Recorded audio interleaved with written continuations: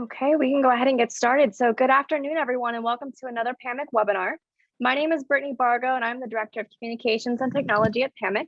Today's panel discussion presented by Baker Tilly is titled The Growing Importance of ESG in the Insurance Industry and is facilitated by Ken Hugendubler. And sitting on the panel is Grace Vandecruz, John Romano, and Kelly Berman.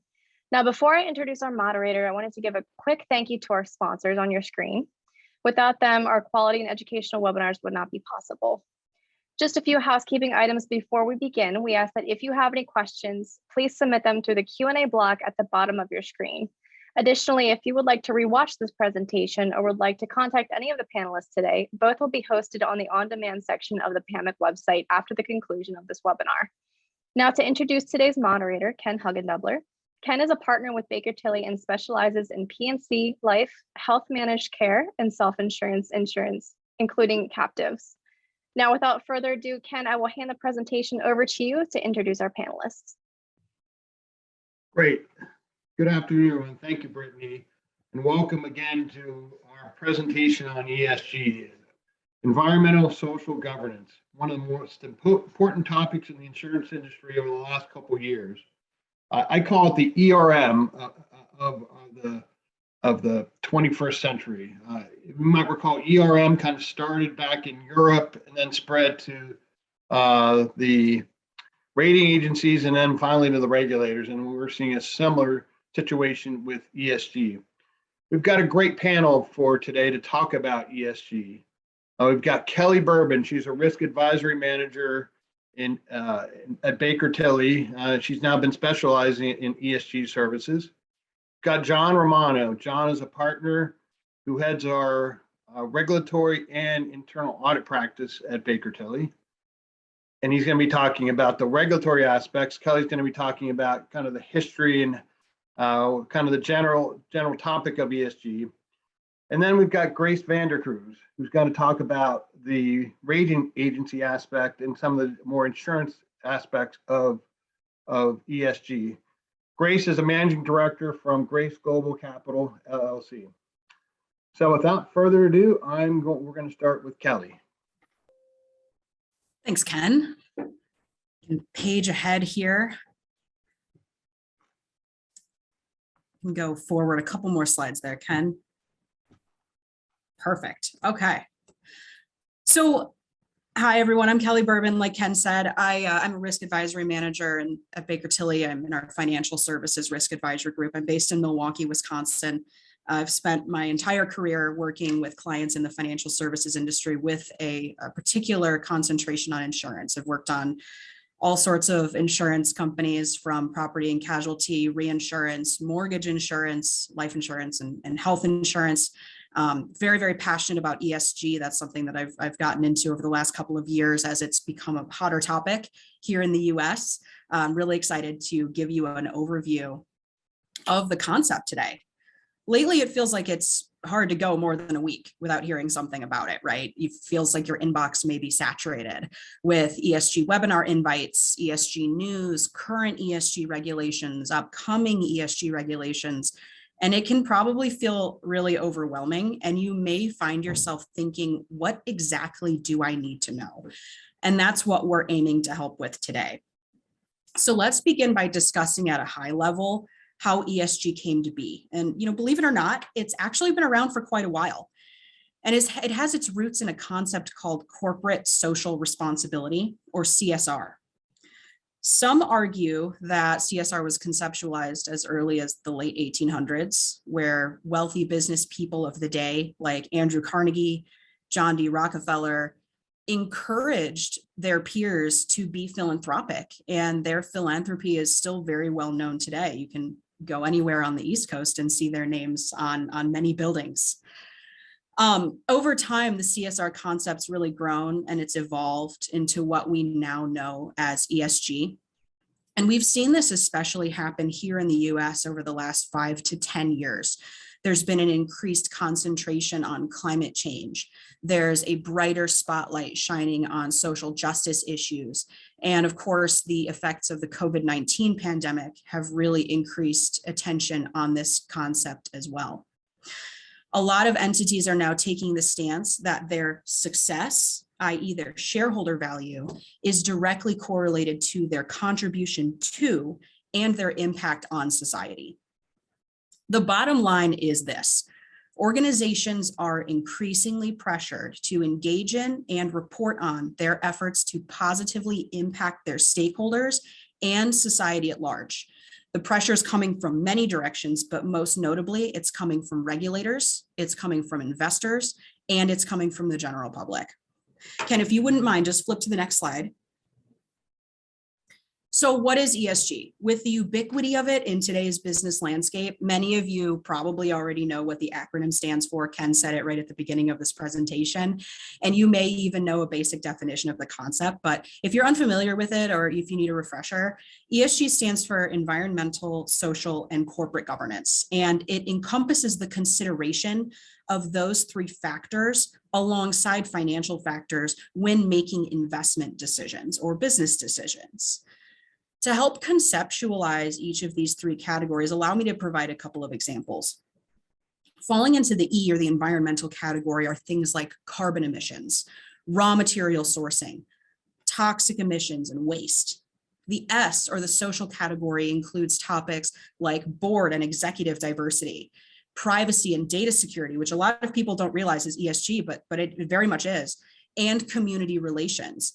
And then finally, the corporate governance, or the G category, that includes tax transparency, accounting practices, board compensation, that tone at the top. That is really the old hat of the ESG world, the G. A lot of those topics that I just rattled off probably are not unfamiliar to the group on the phone. Us all being involved in highly regulated industries like insurance, we've been dealing with the G category for a very, very long time. The E and the S is what's really the new news here. Go ahead and flip to the next slide, Ken. We use a lot of acronyms in the insurance industry. I'm sure you're all aware of that. It's a bit of an alphabet soup at times.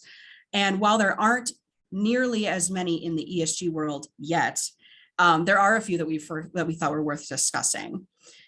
This slide helps visualize three common acronyms and how they relate to one another. We've already introduced CSR, corporate social responsibility, and we've discussed how ESG kind of pulled itself from it. But you may also see the acronym DEI, or sometimes it's styled DE and I. You may see that floating around. That stands for diversity, equity, and inclusion, and it refers to programs and policies that encourage and represent diverse groups of people. Essentially, if you zoom in on the S of ESG, one of the concepts that you are sure to encounter is DEI. Next slide, please. So why should we care about all of this? Well, other than the fact that these concepts help us live in a safer environment and in a more just and inclusive society, we should care because our stakeholders care.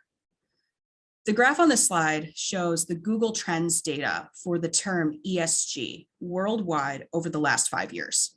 And as you can see, the general public has become significantly more interested in this than ever before. Even if you look at this graph from, and I know the dates are a little hard to see there, but if you look at it from the start of the pandemic, you can see a huge uptick in the amount of people searching for this term. What are they looking for? What do they want to know about it? That's not going to stop. ESG is here, it's here to stay, and we're all going to need to face it and do something about it in our own lives sooner or later. Additionally, investors also care. As of earlier this year, investors with $100 trillion of assets under management have pledged to take ESG matters into consideration when making investment decisions. Next slide, please. So obviously, in order to take ESG matters into consideration, ESG data and reporting needs to be made available, right? So how are organizations approaching this? They're approaching it in a number of different ways. You can go online and you can find most Fortune 500 companies have some sort of sustainability report that you can go find. They have it on their website. It's almost a marketing tool for some of these companies at this point, where they talk about their carbon footprint. They talk about these qualitative and quantitative metrics. Quantitative being, what are our greenhouse gas emissions? What does our diversity and inclusion look like? What are the numbers behind that? What kind of whistleblower procedures do we have in place from the G side of it? Right now, there is no mandated reporting for most companies. The SEC does require some what they call human capital disclosures for public companies. That falls within the S. The SEC is expected to make another announcement before the end of the year here on required climate disclosures, but the mandates at this point, the requirements in terms of reporting and putting this information out there are very, very light at this point. And I know John will talk about that a little bit more. There are at least a half a dozen sustainability or ESG related frameworks out there, and no regulatory body in the US or in Europe at this point, to my knowledge, has landed on one and said, this is the framework we're going to be using. But what you'll see is companies voluntarily disclosing this information. Why? Because their investors are asking them to, because it's good PR. You'll see this on a lot of larger companies. What you're also starting to see is assurance activities happening. If you've heard the term greenwashing, that's a large concept right now as ESG continues to grow and become more required and more asked for. You're going to see companies maybe fib or lie about their efforts to better their ESG metrics or to be more sustainable. And that's called greenwashing. And so from that stems calls for assurance. They're asking accounting firms like the big four firms like Baker Tilly, to come in and provide some third-party assurance over what a company says that they're doing from an ESG perspective. And as ESG continues to gain steam, we're seeing rating agencies like AM Best, we're seeing regulatory bodies like the NAIC and the New York State Department of Financial Services really lead the way by holding organizations to a higher standard when it comes to ESG metrics and practices, specifically as it relates to climate risk and as it relates to DEI. Again, the G, we're all really, really good at. We know that. The E and the S is where the increase in reporting and data needs to occur. So to discuss these regulatory considerations in more detail, I'm honored to pass the floor to John Romano. Thanks, Kelly. Great job with the overview. And of course, if anyone on the line has any questions, about the basics and the background, please feel free. I believe you have the ability to use the Q&A function. So for those who do not know me, Ken did introduce briefly John Romano. I'm a partner with Baker Tilly, lead our assurance, regulatory, internal audit practice, and of course, as Kelly mentioned, and the importance right now, I think it's a good example to refer to ESG as the ERM. When we think about right now, in that first bullet, no standardized framework or disclosure requirements right now for the US. In Europe, you think of the EU and you think of the UK, they are a lot further ahead of where the US. I'll talk about the NYDFS and kind of what impact we would expect that would have.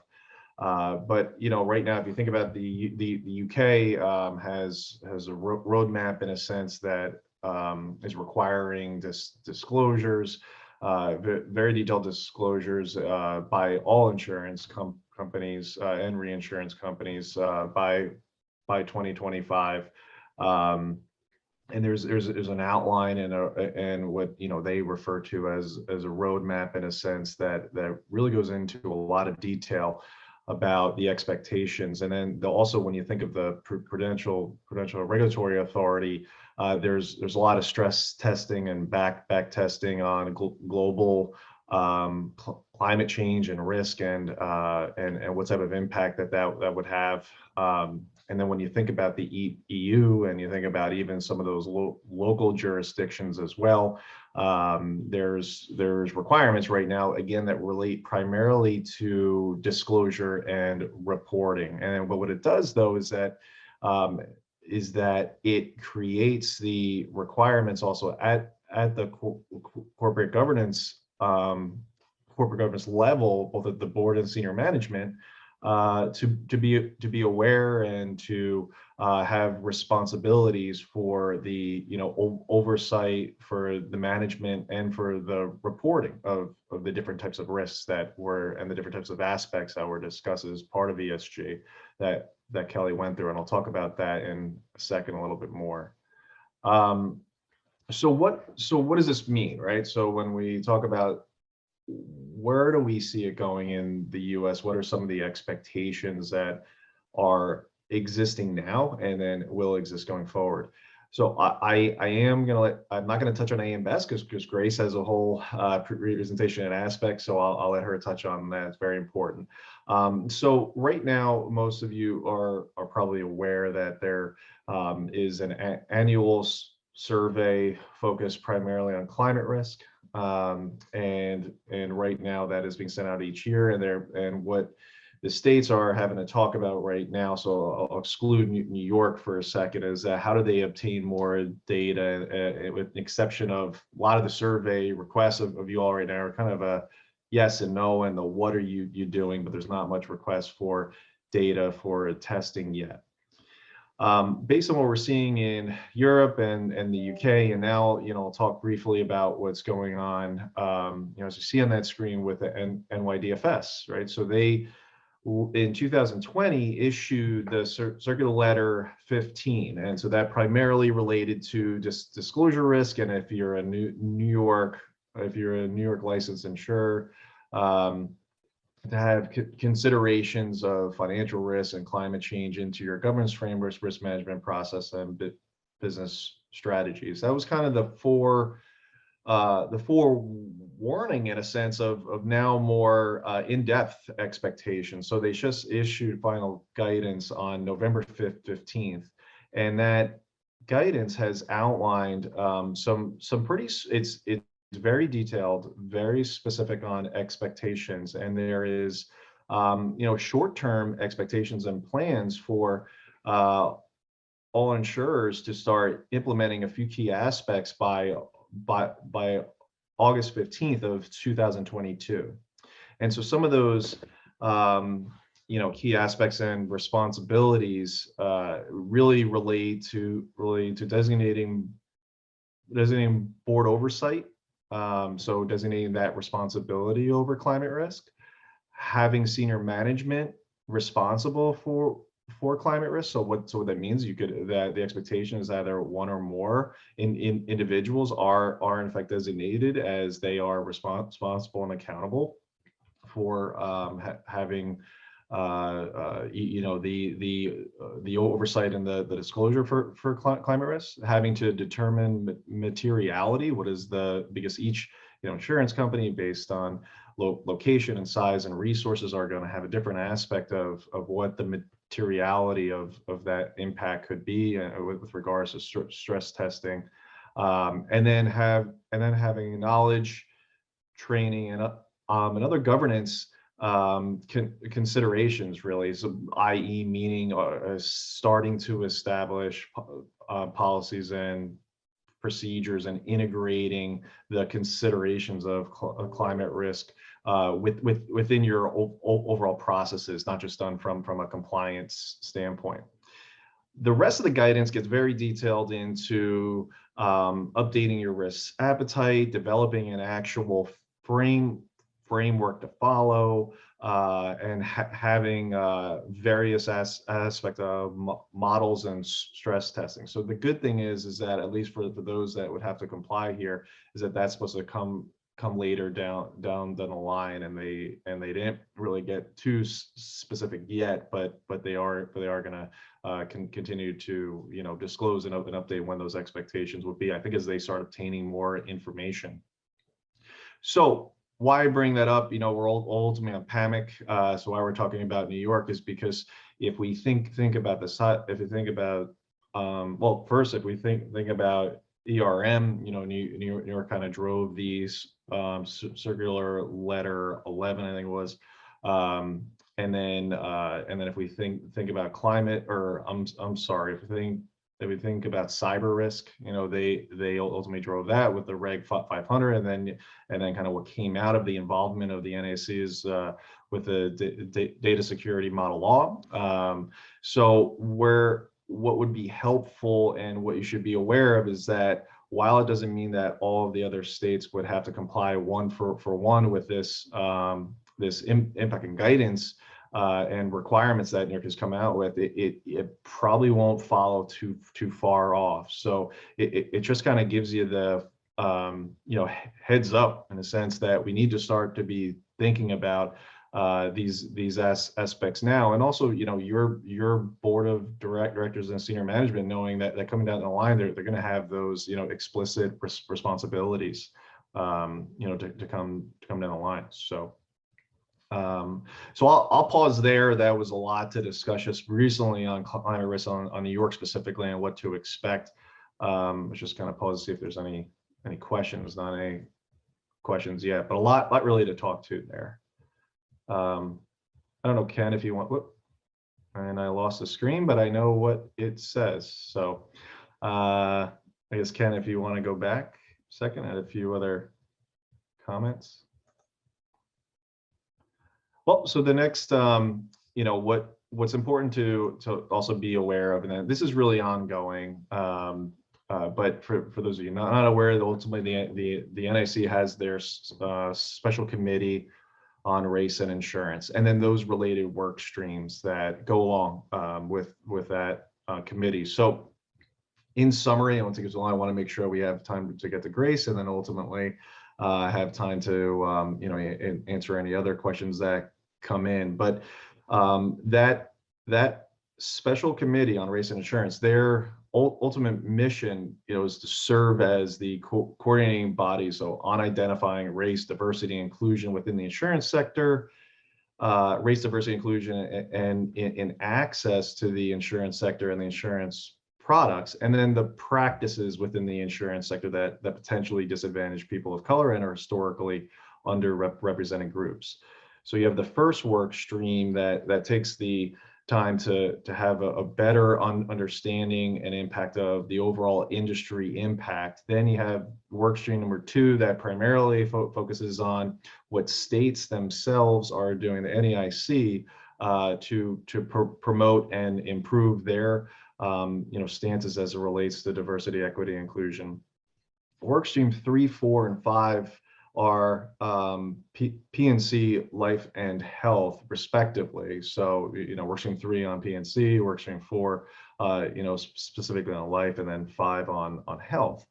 So, in short, just for your awareness, really work stream 3 is their detailed approach right now is to focus on the analytical, the regulatory tools that can assist the regulators in starting to define, identify, and address various aspects of unfair discrimination in P&C insurance. So, they're trying to look into and assess, and they're obtaining a lot of information from interested parties and other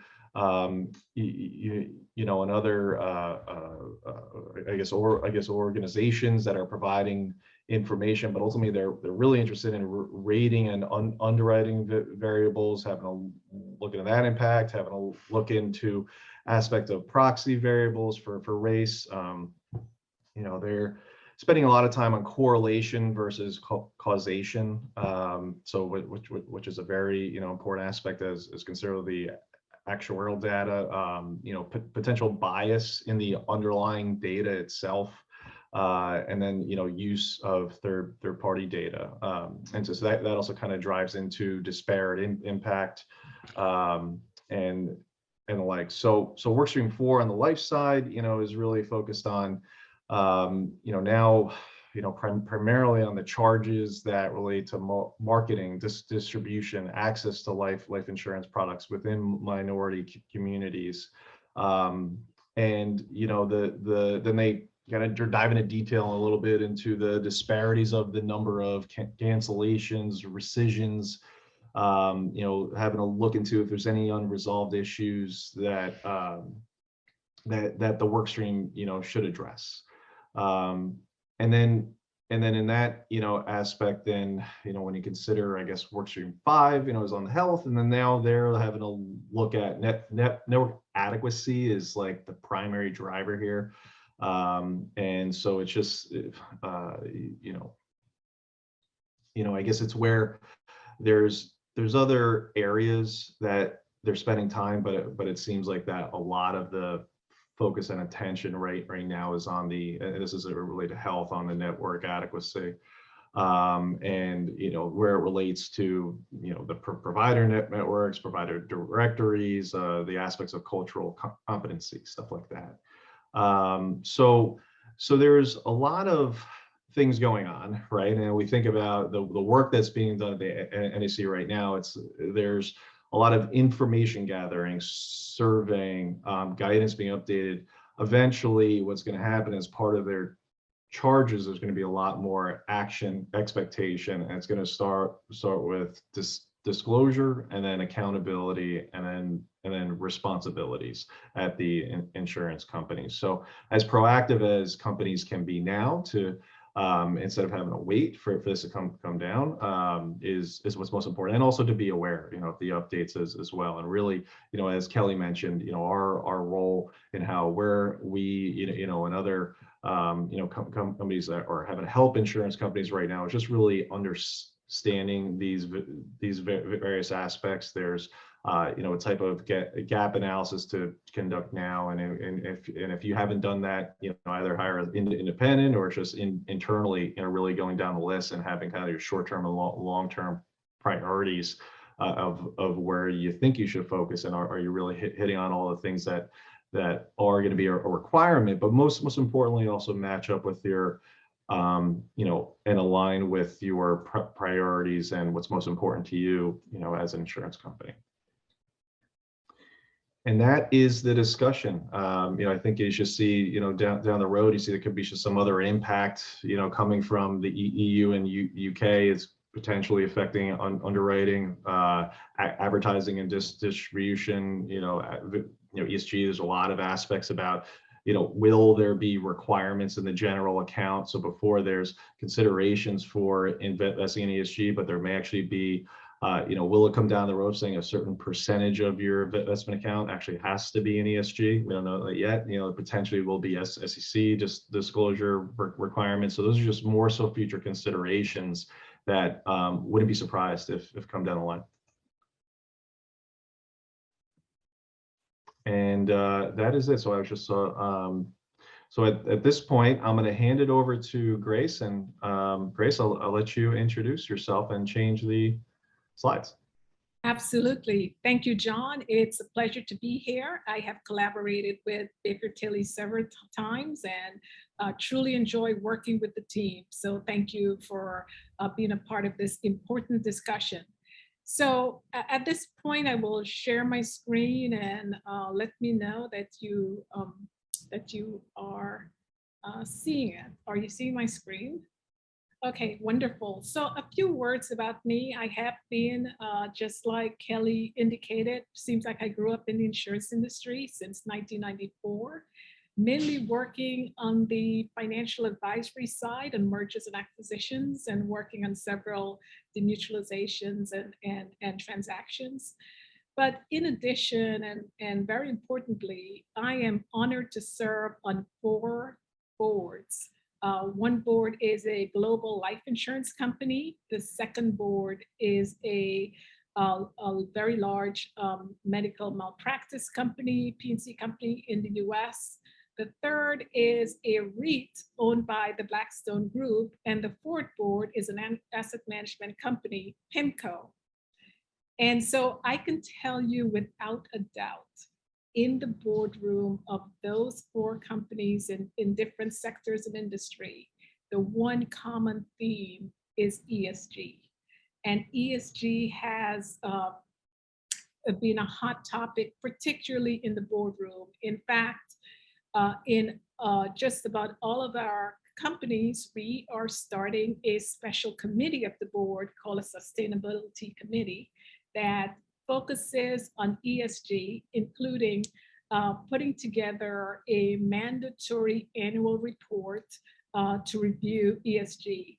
In one case, in the REITs case, there's also been a video totally devoted to ESG, mainly because the stakeholders are demanding and requiring it.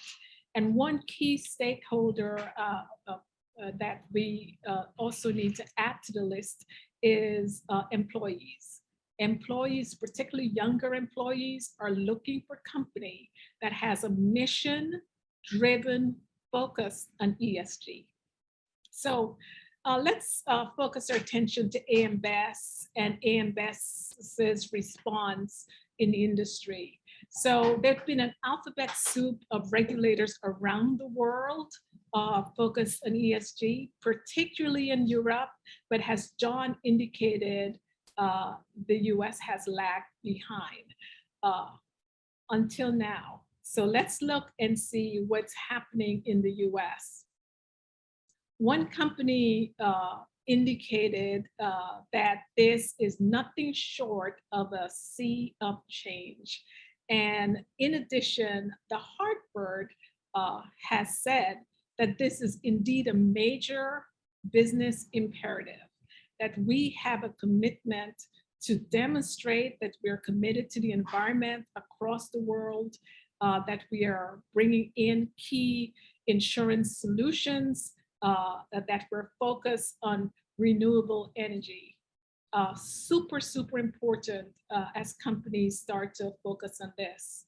In fact, when AM Best did a survey, they found that 41% of stock companies said that this was top of the list, but also, 51% of stock companies says it's top of the list, and 42% of mutual companies also agree. So AM Best has always focused on ESG, but it has taken a much more meaningful turn. The catalyst was March of 2020, when the European Security and Market Authority mandated that rating agencies must disclose ESG factors as a key determinants of the rating actions. So as of April 2020, AM Best began to disclose whether ESG factors have impacted their ratings, whether up or down. So what I thought we'd do in this presentation is look to see how those ratings have been affected, what are the trends, what are the factors, and what have we concluded as the next step, the road ahead going forward. And we welcome any questions you have at the end of the presentation. So when you look at AM Best and look at the time when they have really started to disclose in a more meaningful way the impact of ESG, you'll see on a monthly basis when they span across the year from April 2020 to March 21, that there's some months where ESG did not play a factor. But with the variability, it went from 0 to as high as 12. Because we're in such an early stage in the process, expect as this evolved that these numbers, the impact of ESG will just be trending much higher, and there'll be more robust guidelines, robust disclosure over ESG. So if we were to step back and unpack the numbers a bit. And bear in mind that the BCAR ratings, they're focused on 4 key building blocks, one being the balance sheet, the second being the operating performance, the third, the business profile, and the fourth is enterprise risk management. ESG encompass all those 4 building blocks. So to bear that in mind, let's look to see the more of the trends of ESG. So far of the ratings that AM Best has given, 13% has been ESG driven. And that's either an upgrade or a downgrade, but it's 13%. Once again, we expect that number to grow tremendously. When you dissect those numbers by geographic regions, the US dominate that 13%. 72% of those companies were based in the United States, 15% in Europe, and 13% in Asia Pacific. But most importantly for this group, how do we see the breakdown between P&C and life? It substantially affects P&C companies with 85% P&C driven and 15% life. And for those P&C companies that are monoline, monostate, where there's a higher concentration of risk, anything that impacts your bottom line, such as catastrophe or data breach, comes right back to the ESG framework. So what causes the negative movements in ESG? And overall, you will see that weather and governance is really dominating the reasons for the negative rating. And we'll get more specifically into governance. I think Kelly did a great job in talking about what constitutes governance. And sometimes it impacts both. So for example, if there's a catastrophe weather related, AM Best also looks at the ERM risk framework and oversight in terms of the governance. Has there been enough scrutiny? Has there been enough oversight over governing the risk? And so basically, as we look at the factors, in addition to the weather and governance, reputation is a critical part of this. And many of these could be interrelated in terms of, when a crisis happens at a company, it affects a variety of factors. On the flip side, the positive ratings could also be impacted by weather and governance. And so if there is a catastrophe, but it was clearly well modeled and within the risk framework, if the company has enough capital to increase reserves and still be solvent, if the governance over the oversight of risk has been very robust, that also impacts the ratings positively. One of the things I must step back and say is, as boards and management look at ESG and how do we get not only understand what's happening in the market and with rating agency, but how do we get ahead of this curve? How do we just be in a position where we're completely prepared? What many companies are doing is an ESG scoreboard. And they're developing the scoreboard based on various guidelines, but really specifically some of the factors that are mundane and specific to the sectors they serve and the company themselves. So moving forward, let's just unpack with the ESG-driven guidelines, both positive and negative. Where does it fit in regards to P&C versus life? So when you look at the positive, It is also highly PNC driven. The negative is the same, mainly of the positive ratings. 13 of the 16 positive ratings, 13 was PNC, 3 was life companies. Of the 31 negative rating, 21 companies were PNC, and 4 were life companies. And as we look at this chart, let's think of this as a challenge and an opportunity in terms of how do we position the company in a competitive manner so that any rating action would affect the company in a positive direction. So Kelly went over this in terms of ESG, and I'm not going to spend much more time on it, but it's important to spell out sometimes the more mundane to the insurance industry. It's much more specific. And the environment is where the P&C sector is very much exposed and would be rated higher, of course, than a life company, but it's mainly focused on the climate change and the impact of climate change. And one major point is this affects both sides of the balance sheet, right? It affects the investing side as well as the underwriting side of the balance sheet. So it as a strategic standpoint and a management standpoint, we really need to shine the spotlight on both sides of those risks. As I totally agree with Kelly, the S, I think, has been the stepchild of the ESG.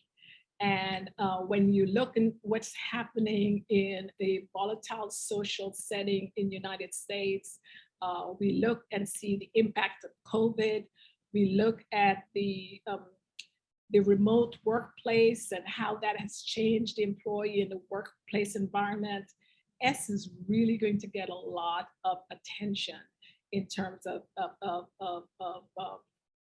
what companies are doing to really make sure that they're building a sustainable and vibrant and engaged employee base.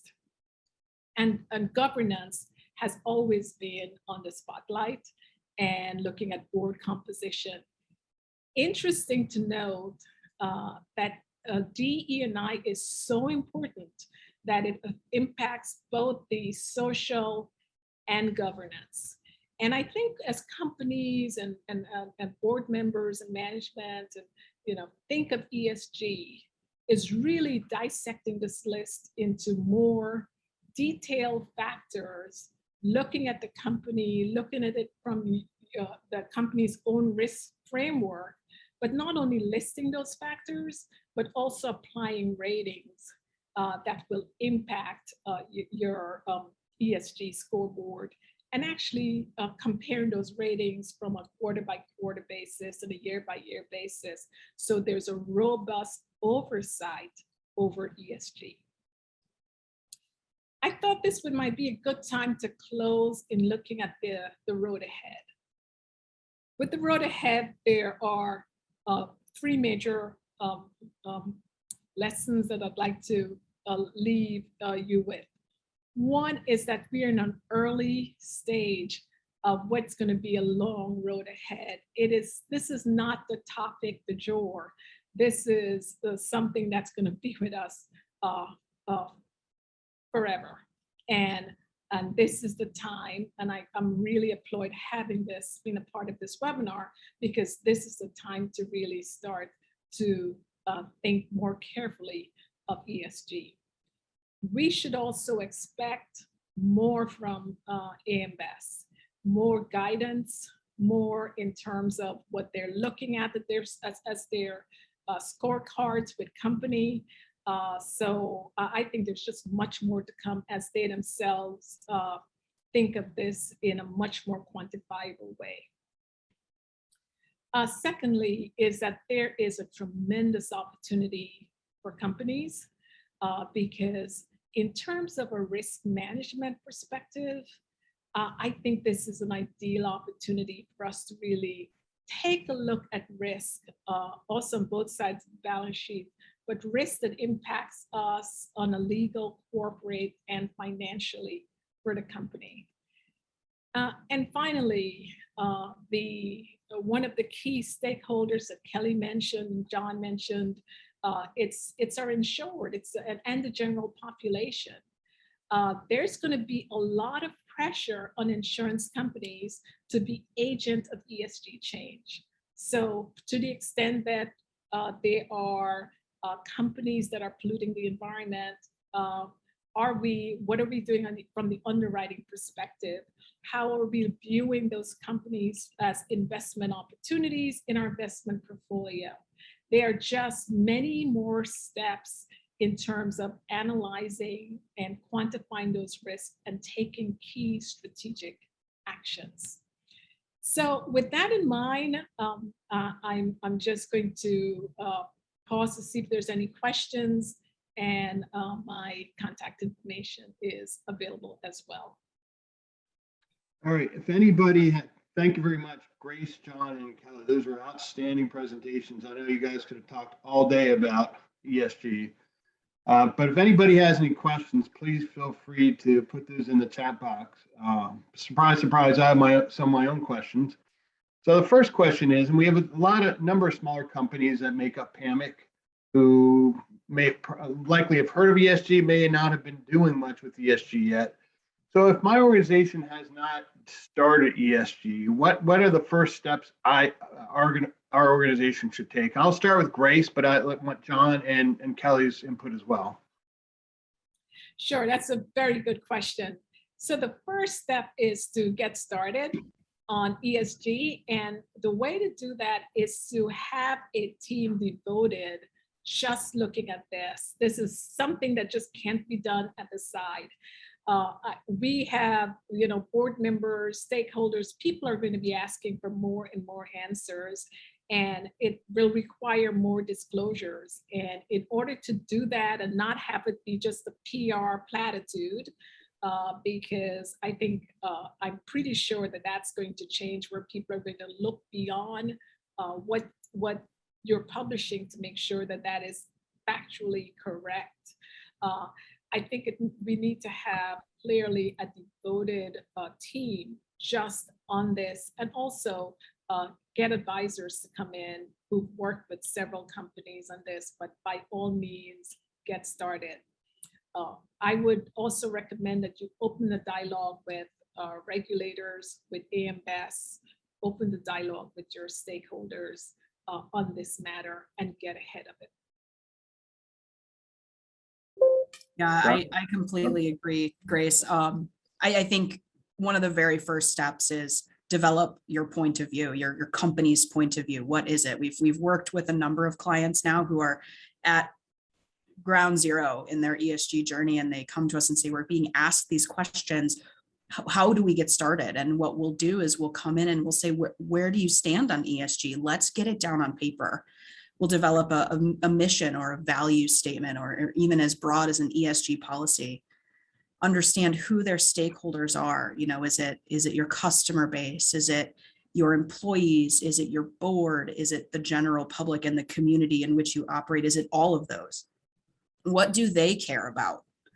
And then finally, what type of data do we need to gather in order to make these statements and make these reporting? And how can we make it happen? And how do we know that that data is complete and that data is accurate? And then, Grace, to your point, I completely agree with you that ESG, in a mature ESG program, it should be folded into your ERM program, and then they should be almost one and the same. I actually really don't have anything more to add to both of you. That was a very good response. So I would say if all you took some notes, that's a great way to start. Great, that's a great answer. Thank you. Next question, and having talked to some of our larger clients at Baker Tilly as it relates to the investing part of ESG, is the frustration is to how do for Kelly, your remarks, you mentioned there are no frameworks yet, either developed in Europe or in the United States, as to how to measure some of this stuff. But what would your suggestion be to companies that want to take a hard look at their investments particularly from an environmental state. And how do you evaluate that? How do you evaluate bonds and stocks and other investments as it relates to on the environmental side? Yeah, that's a good question, Ken, and it is something that there are frameworks that exist. There are probably at least half a dozen of them that exist out there and have existed since as early as some of them at the 80s or 90s. And there also are a number of rating agencies. AM Best is obviously a rating agency particular to insurance, but there are also a number of rating agencies that are specifically ESG rating agencies, where they will post data on their ESG factors, their sustainability metrics that they're looking at when they're rating companies and corporations. And so that type of data is something that you could use as a resource. Some of those are Sustainalytics, or there's a number of them out there, MSCI, that provide ratings on corporations and their sustainability efforts and their ESG metrics and standards and what they're making public, if they are making anything public, and then that factors into the ratings as well. Grace or John? John, a question for you. Well, Grace, go ahead, sorry. Sure, I just want to mention from a board perspective as well, it forces the board to look at more granular strategies in the investment portfolio. And here's where this is an opportunity for us. Number one, when you look at the 100 trillion of assets devoted to ESG, the performance of those assets are really performing on a general basis, performing better than the overall market. So at a case where we have low interest rate environment, the yield enhancement, doing good while earning an extra yield, is advantageous to the company. And I really do think, no longer can we just look at broad, categories of assets. We really do need to dissect those in a much more meaningful way. So question for John along these lines, as it relates on the regulatory side, as we all know, the SVO, NAIC, SVO rates investments for purposes of valuation. Do you see them coming up with some sort of metric or ranking or rating for ESG in investments? In short, Ken, yeah, I believe that they will. They've not done that yet, but I do believe that they're.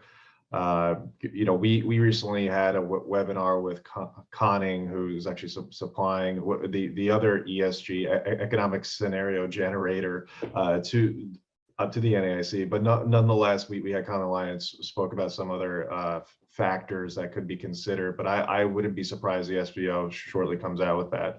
The other question online was if there's been any conversations with the Pennsylvania Insurance Department on ESG and could share any insights.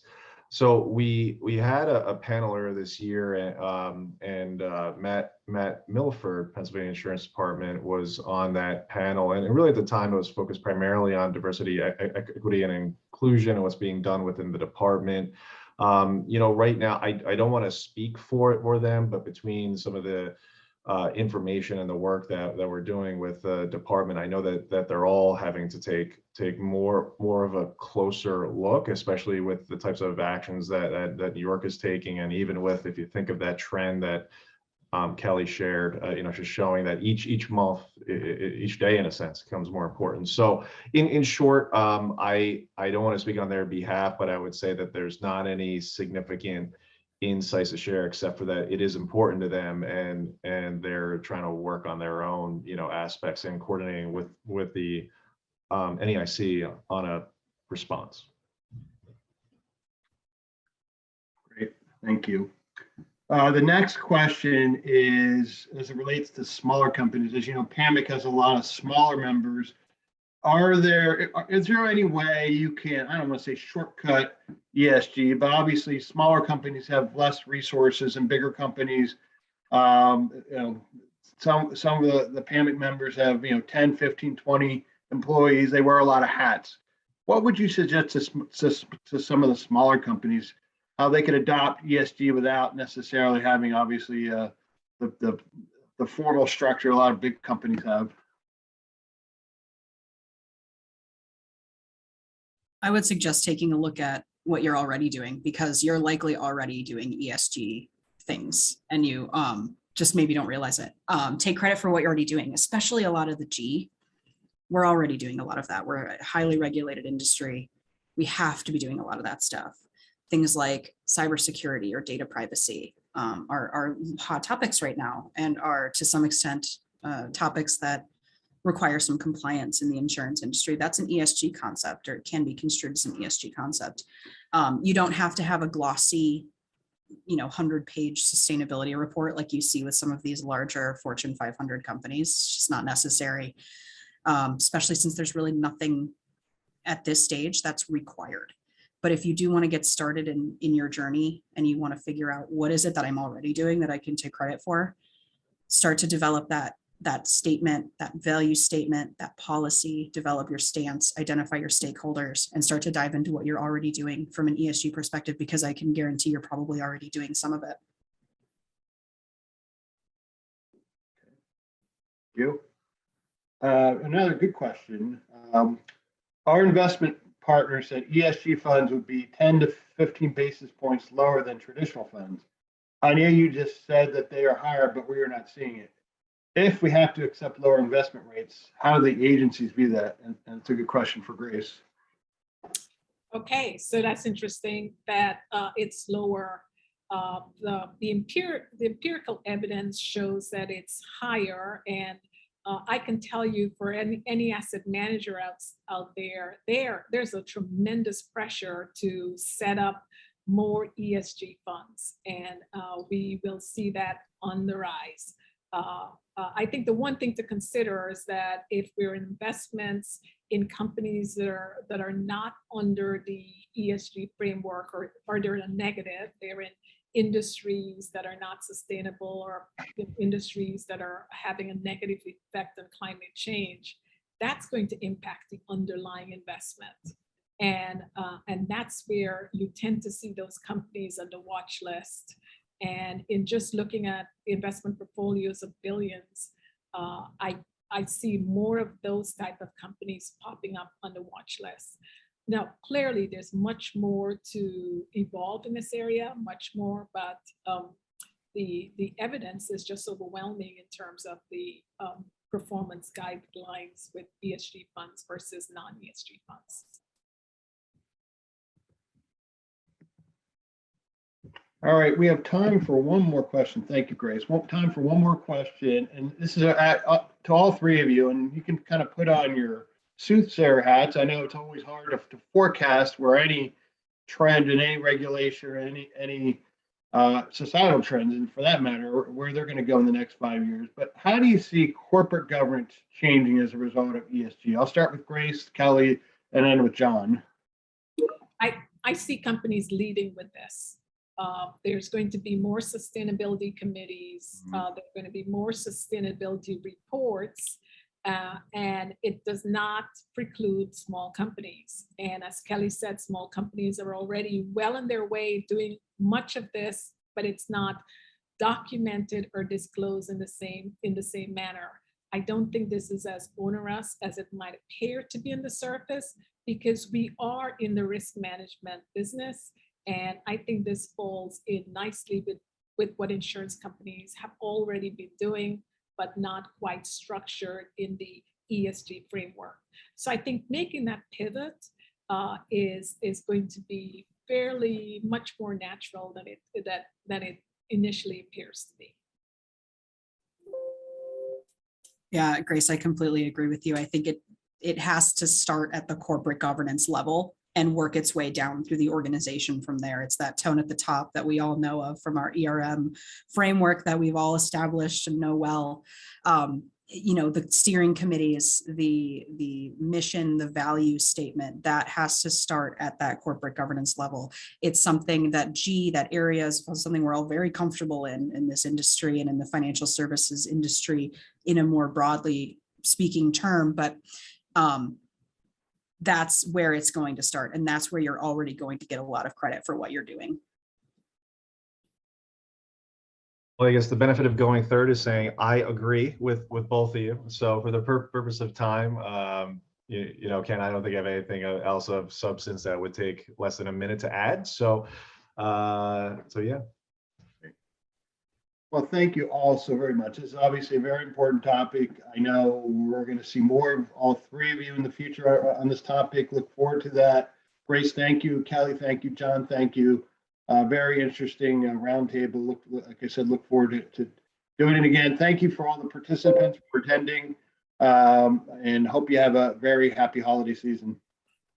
Thank you. Yes, thank you all. And please remember, if you do have any further questions or would like to rewatch this webinar, the recording and their contact information will be provided on the PAMIC website. Again, thank you so much, Baker Tilly. Thank you all panelists for hosting this presentation. And I hope you all have a fantastic holiday season. Thank you. Thanks, everyone.